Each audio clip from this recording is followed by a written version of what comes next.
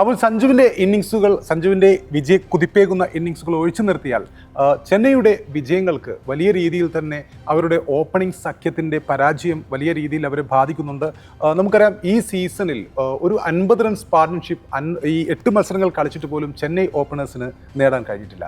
ഒരു സമയത്ത് ഋതുരാജ് ഗെയ്ക്വാദ് നേരത്തെ പുറത്താകുന്നു, അല്ലെങ്കിൽ ഈ മത്സരത്തിൽ പോലെ സഞ്ജു നേരത്തെ പുറത്താകുന്നു. 50 റൺസ് പാർട്ട്ണർഷിപ്പ് നമുക്കറിയാം മറ്റ് ടീമുകളൊക്കെയും വൈഭവ് സൂര്യവംശിയും യശസ്വി ജയ്സ്വാളും ചേർന്നുള്ള പാർട്ട്ണർഷിപ്പുകൾ നമുക്കറിയാം. ട്രാവിസ് ഹെഡും അഭിഷേക് ശർമ്മയും തമ്മിലുള്ള പാർട്ട്ണർഷിപ്പുകൾ നമുക്കറിയാം. മറ്റു ടീമുകളൊക്കെയും മികച്ച രീതിയിൽ പാർട്ട്ണർഷിപ്പുകൾ ഓപ്പണിംഗ് സഖ്യത്തിൽ ഉതിർക്കുമ്പോൾ ഇവിടെ ചെന്നൈ പരാജയപ്പെടുത്തുന്നവരുടെ ഓപ്പണിംഗ് സഖ്യത്തിൻ്റെ ഈ ഒരു പരാജയം കൊണ്ടുകൂടിയാണ്.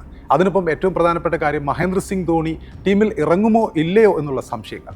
തീർച്ചയായും ഈ IPL തുടങ്ങുന്ന സമയത്തെ മഹേന്ദ്ര സിംഗ് ധോണി ഈ സീസണിൽ കളിക്കുമോ, നമ്പർ 7 തല വരുമോ എന്ന രീതിയിലുള്ള ചർച്ചകളുണ്ടായിരുന്നു. അദ്ദേഹത്തിൻ്റെ പരിക്കുകൾ കാരണം അദ്ദേഹം 2 ആഴ്ച കഴിഞ്ഞതിന് ശേഷമുള്ള മത്സരങ്ങളിൽ മാത്രമേ അദ്ദേഹം ഉണ്ടാവുകയുള്ളൂ എന്ന തരത്തിലുള്ള വിവരണങ്ങൾ ആ സമയത്ത് ഉണ്ടായിരുന്നു, അങ്ങനെയുള്ള റിപ്പോർട്ടുകൾ ഉണ്ടായിരുന്നു. പക്ഷേ 2 ആഴ്ച കഴിഞ്ഞു, അതിനുശേഷം പിന്നെയും മത്സരങ്ങൾ 8 മത്സരങ്ങളെങ്കിലും ചെന്നൈ ഇതിനകം കളിച്ചു കഴിഞ്ഞു. ഇതുവരെയും മഹേന്ദ്ര സിംഗ് ധോണി ചെന്നൈയുടെ തല ഈ പ്ലേയിങ് ലെവലിൽ ഇറങ്ങിയിട്ടില്ല. അപ്പോൾ ധോണി ഇറങ്ങുമോ എന്നുള്ള അഭ്യൂഹങ്ങളും വളരെ വലിയ രീതിയിൽ തന്നെയുണ്ട്.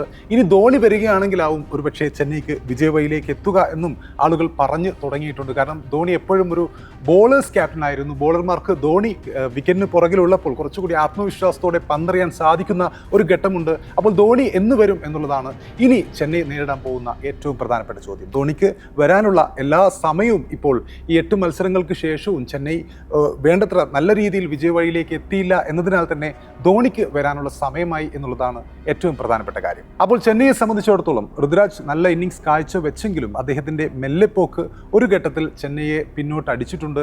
അതിനൊപ്പം ഇമ്പാക്ട് സബായി സർഫറാസ് ഖാനെ ഇറക്കിയ ആ ഒരു നടപടിയും ചെന്നൈയെ ഈ പരാജയത്തിൻ്റെ വലിയ കാരണമായി മാറിയിട്ടുണ്ട്.